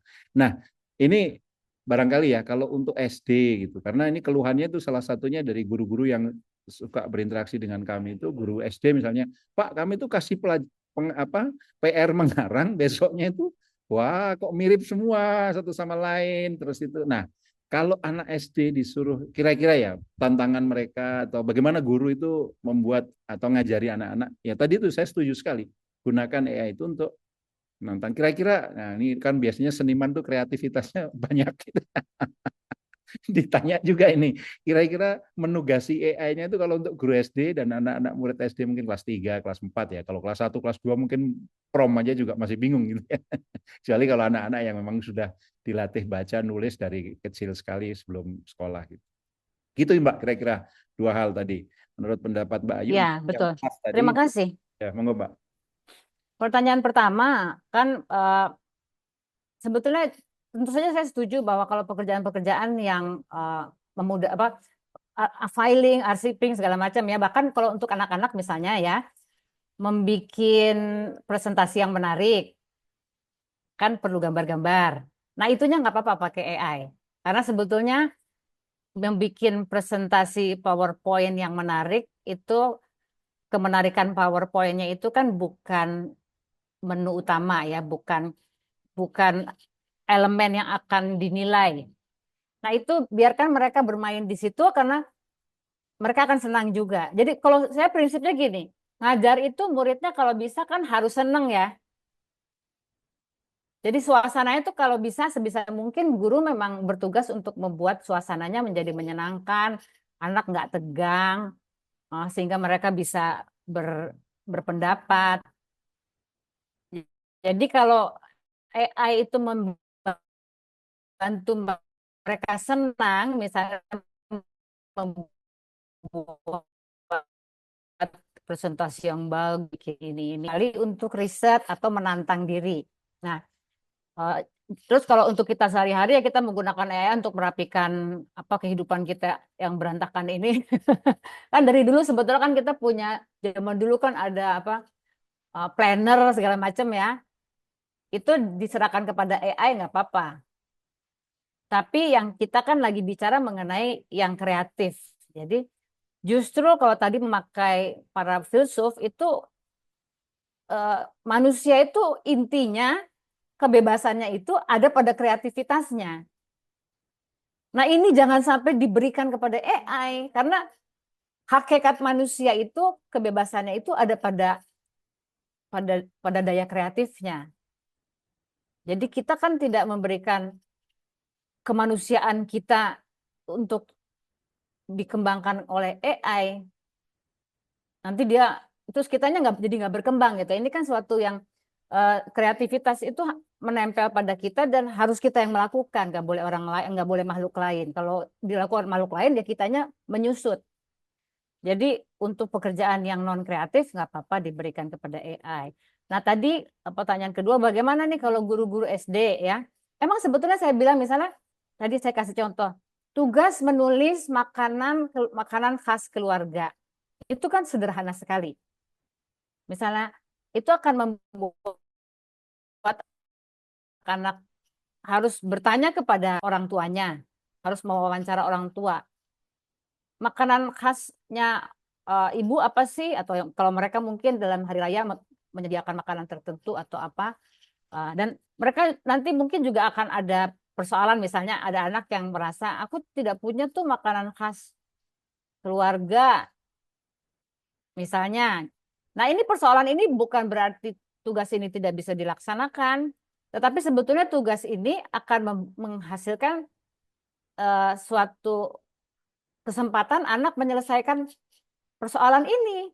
Misalnya, oke, berarti kamu merasa tidak ada makanan khas keluarga, apa benar gitu? Coba ditanya orang tuamu. Nah, guru juga memberikan tantangan baru, misalnya, oke, kenapa nggak ada? Mungkin anaknya akan menjawab, ya karena kita jajan melulu di luar, jadi nggak pernah masak. Ya, jadi ini bukan sesuatu yang jelek, ini proses yang bagus. Oke, berarti nanti anak menyadari bahwa oh ada perubahan ya. Misalnya dia oke sekarang kamu tanya ke orang tua kamu, dulu waktu mereka kecil, mereka punya makanan khas nggak? Kalau sampai itu ada, berarti kan ada perubahan tuh dari orang tuanya masa kecil ke dia masa kanak. Nah ini semua adalah kekayaan yang akan mengantar anak untuk melihat, memahami dunia itu lebih kompleks. Ada masalah diatasi, ini menghasilkan suatu pengetahuan baru. Jadi promnya pada anak itu, kalaupun dia ternyata tidak bisa dilaksanakan, tetap membuat anak itu, guru juga harus kreatif ya, mengajak anak menggali gitu, itu akan menghasilkan suatu perkembangan pengetahuan. Nah, jadi dengan tugas yang sederhana seperti menulis makanan yang khas atau yang dia sukai aja, kalau sebaiknya disukai jangan deh, karena zaman sekarang kan yang dia sukai nanti dibentuk sama restoran atau jajanan. Kesempatan untuk menggali hal yang kultural menjadi kurang. Nah, tapi tugas-tugas ini sangat mungkin. Terus belum lagi nanti mereka, oke, kalau mau pakai AI boleh aja, tapi mungkin mereka, misalnya gini, mereka pakai AI, tapi habis itu coba suruh AI menggambarkan makanan itu, ya.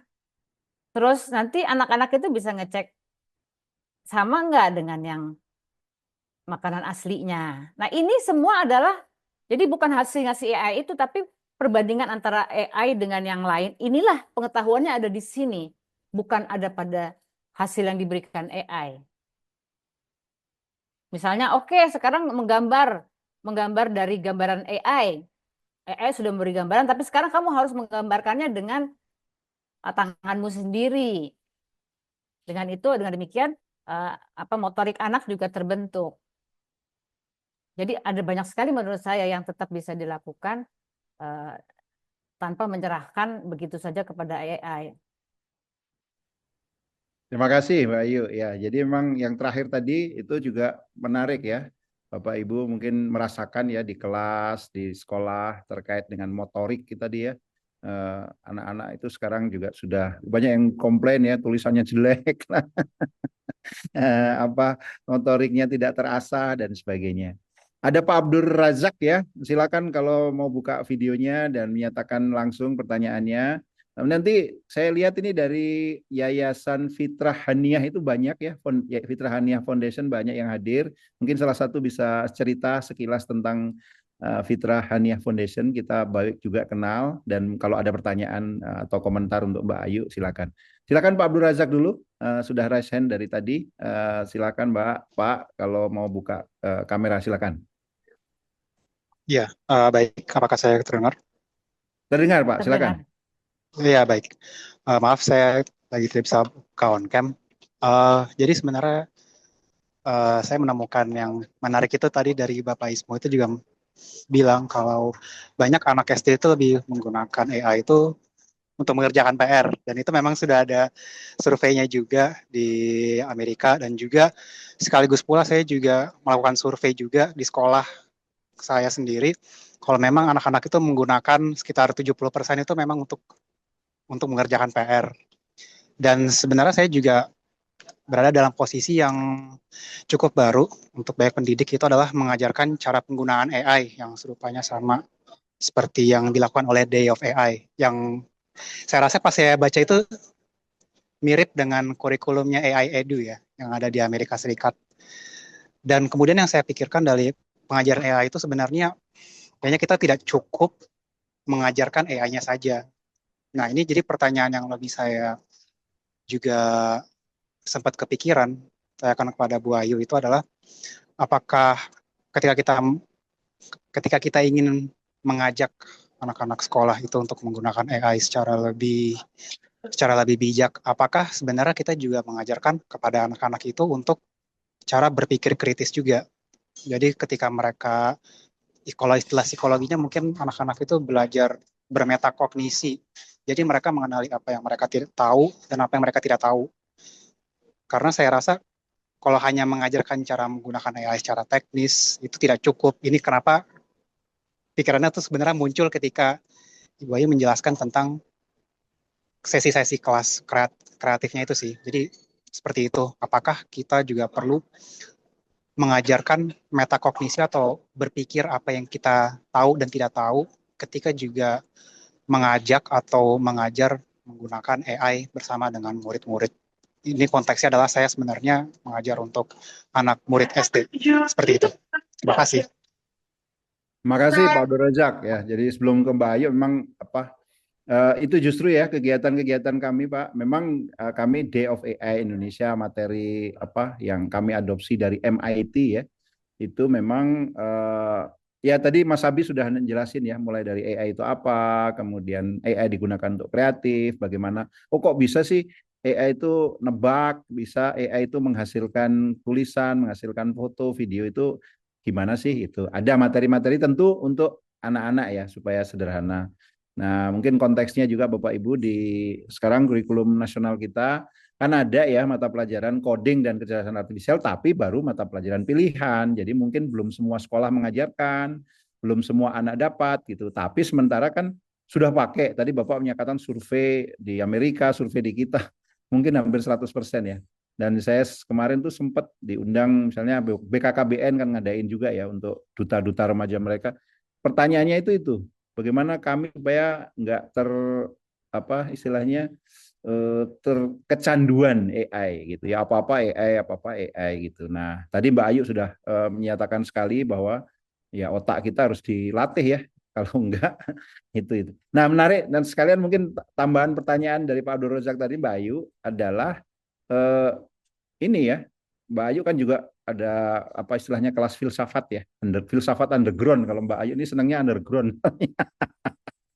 Nah, kreatif, kemudian tadi Pak Abdur Razak bahasanya pakai metafisika ya, tapi kemudian kita kan mandangnya filsafat itu rumit, susah gitu. Nah, tapi saya itu kemarin baru baca bahwa filsafat for the kids juga ada ya, ada orang yang melakukan gerakan filsafat for the kids. Bahkan kalau kita sering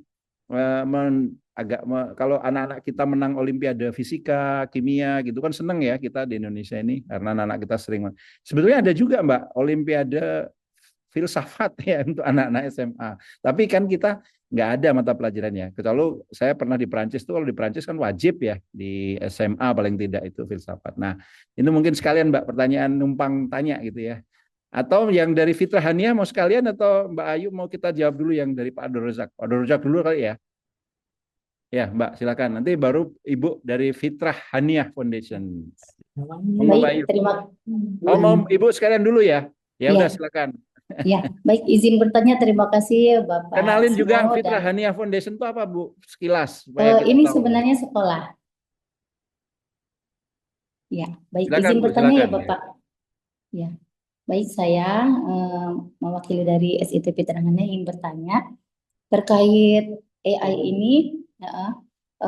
Ingin bertanya bagaimana untuk penggunaan AI ini berhubungan dengan fitrahnya seorang anak. Fitrahnya anak itu dilahirkan untuk berpikir dengan menggunakan bagaimana otak anak begitu. Jadi seperti itu. Bisa dipahami Pak? Iya, Izin. iya. Mbak Ayu Ya, paham lah. Iya, izin ya Pak ya. Silakan, Mbak Ayu, monggo. Nih ada sekalian dari Ibu tadi, silakan. Terima kasih pertanyaannya Pak Abdul Razak, Mas Ismu dan Ibu Fitra. Saya panggil Mas Ismu karena agak dekat sih kita ya, beberapa kali ketemu, jadi udah nggak panggil Bapak lagi. Ya itu juga buat saya gini, mungkin pertanyaannya Mas Ismu sama Pak Abdul Razak ini bisa dipikirkan bersama-sama. Jadi sebetulnya anak itu kan perlu dimakan kepada misalnya filosofi atau berpikir menyadari apa yang menyadari persoalan AI misalnya gitu. Jadi tidak hanya menggunakan untuk periksa AI itu. Nah, Mas ngajar anak-anak, jadi tidak bisa diterangkan sebagai suatu teori atau suatu penjelasan. Dia bisa diperkenalkan sebagai suatu pengalaman. Misalnya begini, bersama dengan AI, jadi AI-nya justru dipakai bersama-sama di kelas, tapi guru harus mencarikan, jadi gurunya harus menyiapkan modulnya ya, jadi jangan langsung dibiarkan gitu, karena kalau dilihat nanti gurunya tidak bisa mengontrol dan tidak mengarahkan dia mau mengajari apa sebenarnya. Nah, sebetulnya saya kira yang penting diajarkan kepada anak adalah ketika alat, jadi bukan suatu yang keajaiban, dia bukan suatu yang sangat penyelesai segala-galanya gitu, enggak. Tapi kita harus tahu bahwa AI ini bisa dipakai sebagai alat. Nah, alat ini bisa tidak berfungsi di titik-titik tertentu, ya itu paling gampang diperkenalkan kepada anak daripada memperkenalkan misalnya AI ini berbahaya loh, gitu. Memperkenalkan akan susah itu dalam pengalaman. Tapi misalnya memperkenalkan keterbatasan AI kepada anak itu mungkin sekali dilakukan, misalnya dengan bermain bersama AI, diarahkan untuk menunjukkan bahwa AI ini nanti salah. Misalnya bagaimana AI kalau kita pakai untuk riset ya, tanya jawab, itu bisa halusinasi data. Nah ini kalau diperkenalkan kepada anak, sama-sama dalam proses, nanti anak-anak, wah ini halusinasi, terus AI-nya jawabnya salah, itu halusinasi data, maka di titik itulah anak dalam pengalamannya melihat bahwa AI ini nggak sepenuhnya bisa dipercaya. Ya, jadi guru kalau mau kreatif bisa mencari mencari tema yang bisa ditanyakan kepada AI, tapi nanti jawabannya akan salah. Ya tentu saja beberapa tema yang ini, misalnya saya pernah tuh mencari, saya iseng ngetes AI tentang saya sendiri, tentang hadiah saya, rasa yang saya berikan. Terus pertanyaan berikutnya, pertama agak benar, lama-lama makin ngaco. Terus saya bilang kamu salah gini gini gini gini, dan dia menjawab oke, ya saya salah, minta maaf, saya mengalami halusinasi data gitu. Nah ini sebetulnya kalau kita bisa simulasikan, diformatkan ulang, terarah, diperkenalkan kepada anak dalam pengalaman di kelas, maka anak akan dengan sendirinya belajar bahwa oke, kita nggak sepenuhnya bisa percaya sama AI. Terus itu salah satunya ya. Kalau di dalam sebenarnya ya bahaya dari AI itu banyak, tapi kan apakah semuanya bisa diberikan kepada anak dalam pengalaman itu pertanyaan. Misalnya saya tuh kadang-kadang suka merasa begini, dengan AI semua orang tuh sekarang tampak ganteng-ganteng dan cantik-cantik, karena mukanya udah diubah pakai pakai dipermudah atau segala macam. Nah ini kan sebetulnya nih kalau untuk yang remaja nih, ini sebetulnya filter, tapi remaja tuh kalau yang tadi SD nggak peduli lah, tapi kalau remaja itu sebetulnya kita bisa memberi pemahaman juga bahwa ini bahaya AI adalah membuat ideal kita menjadi tidak realistis, membuat makhluk orang yang dalam kehidupan sehari nanti akan tampak jelek dibanding apa yang ditampilkan di layar. Nah ini kan juga satu pendidikan ya yang bisa dilakukan di sela-sela yang lain. Jadi bayangan saya penting itu melakukannya, memberi pengertian ini pada anak, tapi kan pada anak itu tidak bisa diutarakan sebagai suatu teori-teori. Dia harus dicarikan pengalamannya supaya si anak itu belajar sendiri. Kita sebagai guru nggak usah ngasih tahu, tapi kita membuat satu pengalaman dan si anak itu akan memahami sendiri. Kita hanya mengarahkan. Terus soal filsafat, pertanyaannya Mas Ismo, memang itu ada komplikasi yang lain, karena saya kira kalau kita mau memperkenalkan filsafat, saya kira tidak sejarahnya ya, karena terlalu rumit untuk anak-anak, tapi pertanyaan dasarnya, misalnya siapa itu manusia? Terus misalnya epistemologi, kok kita bisa tahu bahwa kita bisa tahu, bagaimana kita bisa mengetahui sesuatu itu benar atau tidak? Jadi rumusannya dulu berangkat dari pertanyaan yang bisa disederhanakan. Biasanya saya memberitahu kita tahu ada beberapa pertanyaan filsafat yang sederhana yang bisa disampaikan kepada anak-anak ya. Misalnya siapa itu manusia atau apa itu manusia? Terus kedua, kok saya bisa tahu? Bagaimana kita bisa mengetahui bahwa saya tahu? Bagaimana kita bisa tahu bahwa kita tahu? Atau bagaimana kita bisa tahu sesuatu benar? Ini kan pertanyaan filosofis juga. Kalau yang tadi tuh ya filsafat manusia, kalau yang kedua ini epistemologi gitu ya. Terus apa yang bisa kita lakukan? Itu kan etika sebenarnya. Terus apa itu alam semesta? Yaitu kosmologi katakanlah gitu. Tapi itu 4 pertanyaan dasar yang sebenarnya sudah bisa diajukan pada anak 7 tahun itu udah bisa diajak tuh, tanpa harus memberikan jawaban yang rumit, tapi membuat mereka mempertanyakan pertanyaan itu dulu. Itu udah modal untuk kemudian kita memperkenalkan bahwa zaman dulu tuh si Plato tuh mikirnya gini loh, zaman lain si ini ngomongnya begitu, ada tuh orang berpikir juga. Nah itu sangat bisa diberikan, tetapi bukan dari tokohnya, melainkan dari pertanyaannya. Kemudian pertanyaannya Ibu Fitra, bagaimana menggunakan AI sesuai dengan fitrah anak? Ya, kalau saya tadi memang satu, kita kan harus menumbuhkan diri kita dan anak-anak, yaitu memang membangun otaknya. Karena itu ukurannya tadi, prinsipnya buat saya adalah AI itu membantu kita makin aktif atau enggak. Kalau AI membuat kita jadi aktif, jangan dipakai. Kalau dalam belajar ya, tapi dia harus membuat kita semakin aktif. Saya kira prinsipnya itu aja sih. Jadi kalau mereka kan kita mengajar mata pelajaran ada substansinya, ada yang non substansial. Misalnya tadi kita sedang mengajar apa? Sains misalnya, itu substansinya sains. Tapi dalam presentasi ada yang non substansial, misalnya presentasinya mau gambar-gambarnya gitu ya.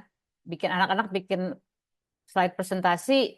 Nah, dia biar seneng-seneng membuat gambar-gambarnya itu nggak apa-apa. Itu non substansial. Tapi substansinya ya mereka harus pakai otaknya. Jadi misalnya kalau kita tidak sedang mengajari AI itu tetap bisa berguna supaya anak itu seneng. Kan mereka bikin presentasi, oh mereka boleh kasih gambar-gambar ini, gerak-gerak itu. Jadi suasana kelas yang menyenangkan itu kan perlu. Nah, kalau AI bisa membantu si anak ini senang, meskipun dia tidak membuat anak itu otaknya bekerja, nggak apa-apa. Jadi perimbangannya aja. Gitu sih.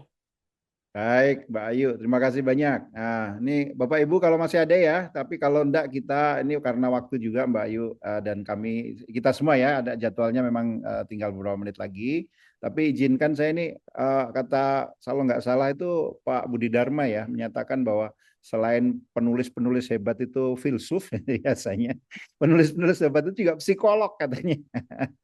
Jadi kadang-kadang novel ini penuh dengan pergulatan psikologis seseorang. Jadi padahal penulisnya bukan psikolog atau psikiatri gitu ya, tapi kok bisa gitu. Nah, karena katanya memang penulis itu tuh mungkin punya given dari Tuhan ini. Nah, ini Mbak, sekarang ini kan banyak yang pakai chat itu untuk berkeluh kesah ya, untuk curhat. Nah, itu gimana itu Mbak? Nah, atau karena ada beberapa yang menyarankan kalau SD jangan sampai anak-anak itu curhat ke AI. Kalau SMP ya asal dibimbing orang tua atau guru BK-nya boleh gitu ya. Kalau SMA ya boleh lah, tapi tetap harus hati-hati gitu. Nah, ini kaitannya karena di luar kan katanya ada orang yang sampai bunuh diri ya gara-gara dia curhatnya, atau malah kalau di luar katanya ada yang pacarnya AI juga gitu. Nah, kalau di Indonesia mudah-mudahan belum ada ya. Atau jangan sampai ada gitu. Ya, yang gitu ya. Nanti mohon Mbak Ayu komen. Terus ini Mbak Ayu karena banyak yang nanya juga, boleh nggak PowerPoint-nya Mbak Ayu itu di-share ya, PDF-nya Mbak Ayu itu di-share. Nanti kalau boleh, Bapak Ibu ingin mendapatkan, kan. Tapi ada Pak Akmal nih ya. Mungkin sekalian Mbak Ayu ya, Pak Akmal, mudah-mudahan pendek. Terus nanti bisa dijawab dan bisa mengakhiri sesi diskusi kita. Silakan Pak Akmal. Ya. Terima kasih Pak Ismu. Salam kenal Mbak Ayu. Izin saya Akmal dari Kemendikbud Pak. Dan Silakan.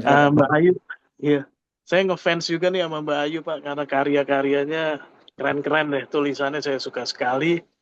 Izin bertanya mungkin jadi penasaran juga ya bahwa memang AI ini di dalam ini sebagai saya yang generasi milenial mungkin kayak dream come true gitu ya. Lihat perkembangan AI sekarang begitu pesat dan semakin baik sampai saya merasa wah ini akan mendorong peradaban lebih cepat lagi dan lebih tinggi lagi akselerasinya gitu.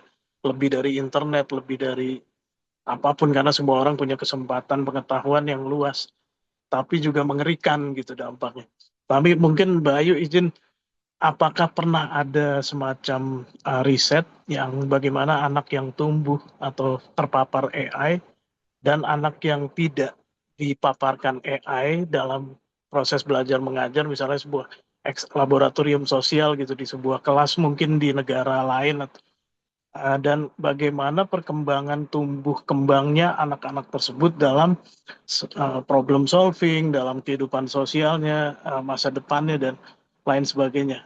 Dari dua treatment itu, dari yang terpapar AI dan yang belum diberikan pengetahuan tentang memanfaatkan AI, dan saya penasaran apakah anak-anak kita nanti harus kita berikan pemahaman AI sejak dini dan kita jadikan AI itu sebagai tool seperti ensiklopedia yang lebih cepat, lebih kreatif, atau sebaiknya kita batasin gitu. Mungkin Jadi pertanyaannya agak jauh gitu Pak. Maaf Pak Ismu, mungkin ini menarik karena apakah kita karena dalam dunia pendidikan kita dan di luar negeri kita nggak bisa berkalah saing ya dengan mereka yang sudah memanfaatkan AI dari kecil, dan ketika besar tools-toolsnya mereka sudah paham, mereka bisa memanfaatkan itu dengan baik sehingga SDM-nya mungkin bisa lebih cepat bergerak dalam menggunakan teknologi terbaru gitu. Terima kasih Pak Ismu, Mbak Ayu. Ya, terima kasih. Salam sejahtera. Assalamualaikum warahmatullahi wabarakatuh. Waalaikumsalam. Silakan Mbak Ayu, berkenan untuk ditanggapi. Iya, terima kasih. Ya, sebetulnya kita melihat AI sebagai satu harapan karena banyak hal yang bisa dia selesaikan gitu ya. Tapi kan sebetulnya sisi gelapnya juga besar sekali. Misalnya superkomputer yang dibuat oleh perusahaan-perusahaan AI ini kan dampak ekologisnya merusak sekali. Jadi memang saya anjurkan kita itu memang kita tahu bahwa kita tidak bisa lagi kembali ke era sebelum AI. Jadi kita harus berhadapan dengan AI, kita harus membuat anak-anak kita itu atau kita sendiri bisa menggunakan AI. Kemudian, tapi kita juga tahu bahwa ini punya bahaya yang sangat besar sehingga kita mungkin nanti kalau dengan daya kritis kita akan harus berjuang supaya ada regulasi untuk regulasi secara global ya. Jadi beberapa beberapa orang sudah mengatakan termasuk si Jeffrey Hinton bahwa dia berharap seperti ada AI ini bahayanya buat dia seperti nuklir di tahun 40-an 50-an. Itu adalah ancaman real. Karena itu ada kesepakatan untuk mengatur mengenai nuklir di dunia. Nah, Jeffrey Hinton tadi the godfather of AI itu memang melihat bahwa ini juga harus ada pengaturannya karena kalau tidak ada bahaya, bahkan kalau Jeffrey Hinton itu ekstinksi ya, kepunahan manusia. Tadi kan saya kasih 2 contoh ya, kalau Floridi tidak sampai extinct, tapi kalau si godfather-nya AI itu bilang bahwa ini bisa extinct kita manusia kalau ini tidak diatur. Terus jadi memang harus diajarkan dari kecil, cuma sekali lagi dia seperti nuklir, nggak bisa sembarangan karena kita tahu ya dampak paling besar adalah orang manusia udah mulai kehilangan pekerjaan loh. Kita lihat di mana-mana pabrik-pabrik yang memasangkan alat kepada tukang jahit gitu ya di Bangladesh. Jadi si penjahit itu pabrik yang tadinya manusia dikasih kamera semua supaya nanti AI-nya ini belajar. Nanti habis AI-nya belajar, semua manusia itu dihilangkan aja. Kan Mattel sekarang sudah begitu, Disney sekarang sudah memecat para kreatornya. Jadi ini sebetulnya kita senang hanya karena tampak depannya aja, tapi keseluruhannya ini bisa berbahaya sekali, kecuali kalau kita bersama-sama bersikap kritis, bertanggung jawab dan mengendalikannya, berusaha juga nanti yang masuk ke dalam dunia politik untuk melakukan pengaturan supaya ini tidak menjadi mengancam kemanusiaan kita. Terus ya misalnya salah satu ancaman kemanusiaan, tapi misalnya bahwa anak-anak lebih suka curhat sama AI ya. Bahkan di Jepang itu kan kadang-kadang yang agak paling ekstrim ya, menikah dengan AI. Dan itu dirayakan juga sama teman-teman, ya sudahlah, kita nggak tahu bagaimana, tapi kita sebetulnya tahu bahwa ada bahaya, dan bahaya itu tidak cukup. Ini sebetulnya Paus Fransiskus pernah mengatakan bahwa bahaya AI itu sudah kenyataan yang tidak bisa ditolak, dia punya bahaya. Bahaya ini tidak cukup hanya diselesaikan dengan regulasi. Bahaya ini hanya bisa dengan mendidik manusia yang secara dari dalam tuh dia tahu. Jadi spiritualitas manusia itu yang harus tumbuh secara benar gitu loh. Nah ini yang akan bisa berhadapan dengan AI, tapi kalau cuma regulasi aja nggak cukup sebetulnya. kita sendiri dari awal harus bersikap kritis pada AI, tapi juga harus bisa menggunakannya. Jadi kalau maksudnya saya mau katakan tadi, misalnya curhat sama AI, bahwa orang sampai curhat sama AI itu kan nggak bisa dilarang, Pak Ismu. Jadi tidak bisa ada regulasi. Tapi itu kita bisa melihat bahwa kenapa dia sampai curhat pada AI, karena dia tidak bisa curhat pada orang lain. Kenapa dia tidak bisa curhat pada orang lain? Itu adalah masalah sosial dan kultural. Barangkali jadi mungkin kita tidak lagi punya kemampuan untuk menerima untuk bercakap-cakap. Ini ya saya melihat nih perkembangan anak-anak sekarang. Sebelum AI kita ada televisi ya, TV kabel. Kita kalau nggak suka kita ganti channel. Nah ini jadi anak-anak itu mungkin tidak punya toleransi pada apa yang dia tidak suka, karena mereka tidak punya kemampuan negosiasi, karena mereka ganti channel, kalau nggak suka ganti channel. Sementara anak-anak zaman dulu, angkatan saya, angkatan Pak Ismu, dan mungkin angkatan guru-guru di sini, dalam kehidupan sosial kita nggak suka sama teman, tapi kita harus dealing with. Kita mulai mengembangkan kemampuan negosiasi dengan orang, dengan situasi yang kita tidak suka, karena kita tidak bisa ganti channel. Nah, anak-anak sekarang, mereka mainnya sama layar, kalau nggak suka ganti channel, pindah. Jadi, kemampuan untuk negosiasi dengan tantangan, dengan sesuatu yang tidak mereka sukai, mungkin tidak sebesar yang dulu. Mereka punya kelebihan lain tentu saja. Tapi ini yang menyebabkan, saya kira salah satu yang menyebabkan mereka jadinya curhat sama sesuatu yang ya udah memuaskan, yang sesuai sama mereka aja. Tapi maksud saya adalah ini sebuah kritik pada sesuatu yang lebih besar. Jadi kalau kita memang mau memperbaikinya, melarang aja tidak cukup, tapi harus dari orang tua, dari guru dan teman-teman melatih kemampuan kita kembali untuk berkomunikasi dalam situasi sosial yang real. Sekali lagi, dilarang tuh nggak mungkin.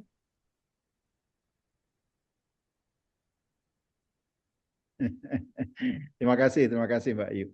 Baik, Ibu Bapak sekalian, saya kira ini bukan main ya Mbak Ayu menyertai kita diskusi mendalam sampai filsafat, sampai psikologi, memang benar ya Budi Dharma bilangnya.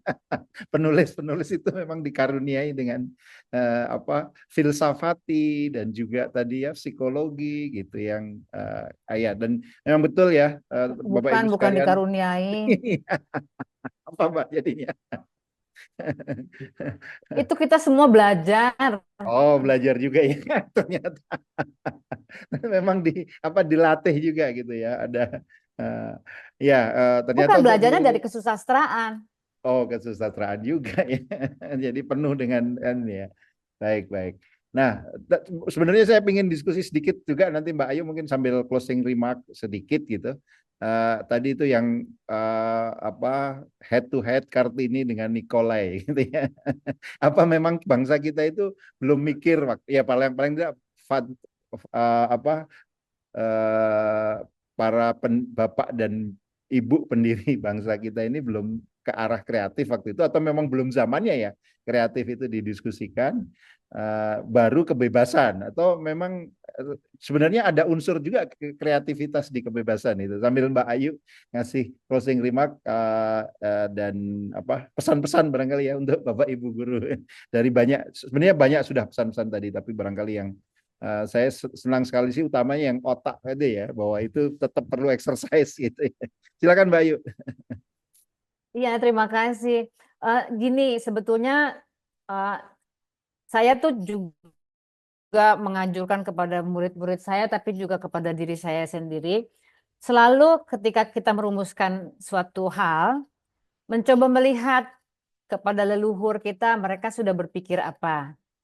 Tetapi tentu saja kan mereka datang dari zaman yang berbeda dan cara merumuskan yang berbeda. Tapi saya selalu mencoba melihat dulu nenek moyang kita tuh ngomong apa ya mengenai hal-hal yang mirip dengan kita. Jadi karena itu saya selalu misalnya meskipun ini soal kreativitas, tapi kok saya sampai ke Kartini sih gitu. Tapi karena mencari mereka tuh sebetulnya bicara apa. Nah, tentu saja di zaman mereka kreativitas tuh mungkin suatu yang luxurious banget untuk dibicarakan ya. Jadi pembicaraannya adalah mengenai kebebasan, kemerdekaan, emansipasi, karena itu yang real bagi mereka. Tapi sebetulnya kebebasan itu tidak terpisahkan dari kreativitas atau dari daya kreatif. Makanya saya tadi memakai filsuf Rusia yang bicara khusus tentang itu. Dan sebetulnya di Indonesia ada, cuma kata-katanya tidak eksplisit kreatif ya, melainkan kesenian. Ada sedikit tapi tidak terumuskan secara sangat diskursif atau sangat konseptual. Tapi intuisinya ada. Jadi saya juga menganjurkan mungkin pada para guru jangan cepat-cepat hanya memakai definisi yang tersedia. Tapi kita boleh melihat bagaimana pemahaman itu punya sejarah. Jadi kalau punya waktu, coba cek di zaman dulu leluhur kita tuh ngomong apa. Leluhur kita ya tentu saja para pendiri bangsa ini. Jadi ya selalu saya mengingatkan kembali bahwa penting loh membaca pemikirannya para pendiri bangsa, para pemikir bangsa ini. Dan sekali lagi kalau melihat itu, jadi saya juga misalnya, saya sebetulnya suatu punya metode mengajarkan sastra, juga kembali kepada Kartini, yaitu bahwa kesusastraan kita itu sebetulnya mengutamakan kemanusiaan. Manusia itu tokoh, karena itu biasanya memang sastrawan itu sangat sensitif dengan psikologi, dengan perkembangan batin tokoh. Karena kan kalau kita nulis novel, itu yang kita perhatikan, psikologinya si tokoh. Jadi kepekaan para sastrawan pada psikologi si tokoh itu biasanya cukup besar. Nah, kalau kita melihat sejarah Indonesia, sejarah pemikiran dalam kesusastraannya, maka kita akan bisa melihat bahwa salah satu tema terbesar di dalam kesusastraan atau pemikiran adalah tema emansipasi atau tema kebebasan itu. Karena itu saya kembali lagi pada Kartini. Sebetulnya tentu saja sebelumnya ada Dr. Cipto Mangunkusumo ya, tapi tulisannya tidak banyak. Nah, saya kembali sekarang kita melihat bahwa kita sebagai bangsa Indonesia sebetulnya leluhur para pendiri bangsa ini, concern mereka kalau dilihat semua tulisannya itu adalah soal emansipasi, soal kebebasan, soal kemerdekaan. Tentu saja ini akan berhubungan dengan tantangan yang berbeda-beda. Nah, ini saya kira yang perlu dipelihara karena disitulah kemanusiaan kita itu. Nah, kreatif menjadi baru kata yang mungkin baru terkenal setelah zaman Orde Baru mungkin ya, apalagi setelah reformasi dikenalkan industri kreatif, ekonomi kreatif, itu orang makin merasa ini kata yang berharga. Tapi yang ini sekaligus closing remark saya adalah bahwa kita harus selalu kembali bahwa kreativitas itu ada pada tindakan atau pengalaman manusia. Jadi dia tidak boleh digantikan oleh AI. AI boleh membantu, tapi sekali lagi, kalau AI membuat otak kita menjadi malas, sebaiknya jangan dipakai. Tapi dipakailah supaya otak kita semakin aktif dan semakin lincah dan semakin fleksibel. Terima kasih Mas Ismu atas undangannya dan teman-teman. Terima kasih atas konsentrasinya pada sore ini.